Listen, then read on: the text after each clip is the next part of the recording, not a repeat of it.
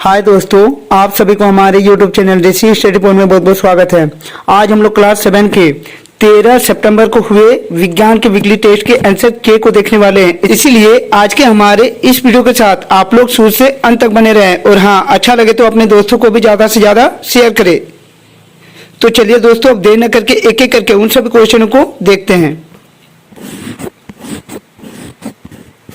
हमारा पहला क्वेश्चन कर रहा था कि भौतिक परिवर्तन में पहला ऑप्शन था पदार्थ की रचना में परिवर्तन होता है, दूसरा ऑप्शन था नया पदार्थ बन जाता है, तीसरा ऑप्शन है कोई परिवर्तन नहीं होता है, या चौथा ऑप्शन था केवल भौतिक गुणों में परिवर्तन होता है। तो भौतिक परिवर्तन में केवल पदार्थ के भौतिक गुणों में परिवर्तन होता है, इसलिए इसका सही जवाब था ऑप्शन नंबर डी। हमारा अगला क्वेश्चन कह रहा था कि निम्नलिखित में से कौन सा परिवर्तन उत्कर्मणीय है। पहला ऑप्शन था दूध का फट जाना, दूसरा दूध का दही बनना, तीसरा ऑप्शन था दही से मक्खन निकालना, या चौथा ऑप्शन था घी का पिघलना। तो दिए गए परिवर्तनों में से जो घी का पिघलना है वह एक उत्कर्मणीय परिवर्तन है, इसीलिए इसका सही जवाब था ऑप्शन नंबर डी। हमारा अगला क्वेश्चन कह रहा था कि निम्नलिखित में से कौन सा रासायनिक परिवर्तन है। पहला ऑप्शन था कोयले का पिसकर चूर्ण बनना, दूसरा ऑप्शन था कांच की बोतल का टूटना, तीसरा ऑप्शन था कपड़े का फटना, या चौथा ऑप्शन था कागज का जलना। तो दिए गए परिवर्तनों में से जो कागज का जलना है वह एक रासायनिक परिवर्तन है, इसलिए इसका सही जवाब था ऑप्शन नंबर डी।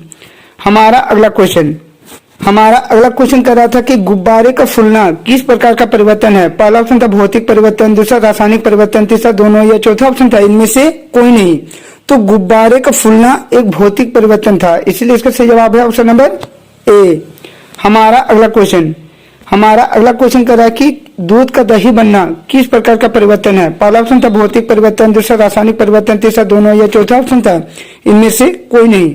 तो दूध का दही बनना एक रासायनिक परिवर्तन है, इसीलिए इसका सही जवाब था ऑप्शन नंबर बी। हमारा अगला क्वेश्चन कर रहा था कि ऐसा परिवर्तन जिसमें नए पदार्थ बनते हैं डैश कहलाता है। तो ऐसे परिवर्तन को हम लोग रासायनिक परिवर्तन कहते हैं, इसलिए खाली जगह में भराया जाएगा रासायनिक परिवर्तन। अगला था कि फलों का पकना डैश परिवर्तन है। तो फलों का पकना भी एक रासायनिक परिवर्तन होता है। हमारा अगला क्वेश्चन नंबर 8 कह रहा था कि पटाखे का विस्फोट एक रासायनिक परिवर्तन है क्योंकि इसमें डैश उत्पन्न होता है। तो पटाखे का विस्फोट एक रासायनिक परिवर्तन है क्योंकि इसमें ध्वनि, प्रकाश और गैस उत्पन्न होती है। तो यहाँ भरा जाएगा ध्वनि, प्रकाश और गैस। अगला था कि समुद्र जल से साधारण नमक डैश विधि द्वारा प्राप्त किया जाता है। तो समुद्र जल से साधारण नमक हम लोग वाष्पन विधि से प्राप्त करते हैं, इसलिए यहाँ भरा जाएगा वाष्पन। और अगला था कि लवण युक्त जल जंग लगने के प्रक्रम की दर डैश होता है। तो लवण युक्त जल जंग लगने की प्रक्रम की दर बढ़ा देती है, इसलिए यहाँ भरा जाएगा बढ़ा। हमारा अगला क्वेश्चन कर रहा है कि स्टील के चम्मच को अचार के डिब्बे में क्यों नहीं रखना चाहिए। तो इस सवाल का सही जवाब था कि स्टील के चम्मच को अचार के डिब्बे में डालकर नहीं रखना चाहिए क्योंकि अचार में मौजूद अम्ल चम्मच के साथ अभिक्रिया करेगा और अचार खराब हो सकता है तथा अस्वच्छकरण लवण भी बन सकता है। हमारा अगला क्वेश्चन कर रहा था कि लोहे की अलमारी को पेंट क्यों करते हैं। तो इस सवाल का सही जवाब था कि लोहे की अलमारी को जंग से बचाने के लिए हम पेंट करते हैं। पेंट वस्तु की सतह तथा वायु या नमी से संपर्क नहीं होने देती है, जिससे जंग लगने की परेशानी से मुक्ति मिल जाती है। हमारा अगला क्वेश्चन कह रहा था कि एक ऐसी घटना लिखें जिसमें भौतिक और रासायनिक परिवर्तन दोनों होती हैं।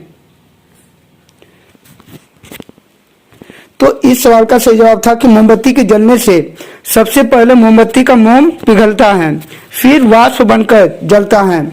इस प्रक्रम में मोम का पिघलना एक भौतिक परिवर्तन है क्योंकि मोम को दोबारा ठोस अवस्था में लाया जा सकता है तथा इसमें कोई नया पदार्थ नहीं बनता है, जबकि मोम के वाष्प जलने से तो धुआं और कार्बन डाइऑक्साइड गैस उत्पन्न होती है जो कि नया पदार्थ है। अतः यह प्रक्रम एक रासायनिक परिवर्तन हुआ। हम कह सकते हैं कि मोमबत्ती का जलना भौतिक परिवर्तन और रासायनिक परिवर्तन दोनों हैं।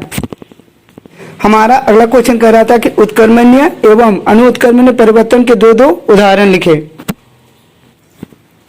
तो इस सवाल का सही जवाब था कि उत्क्रमणीय परिवर्तन के दो उदाहरण बर्फ का पिघलना और गुब्बारा का फूटना, और अनुत्क्रमणीय परिवर्तन का दो उदाहरण आटे से रोटी बनाना और दूध से दही बनाना।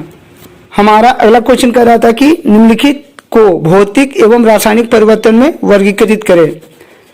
तो चावल का पकना एक रासायनिक परिवर्तन है, मोम का पिघलना एक भौतिक परिवर्तन है, धान से भूसा अलग करना एक भौतिक परिवर्तन है, और पत्तियों से खाद बनाना एक रासायनिक परिवर्तन है।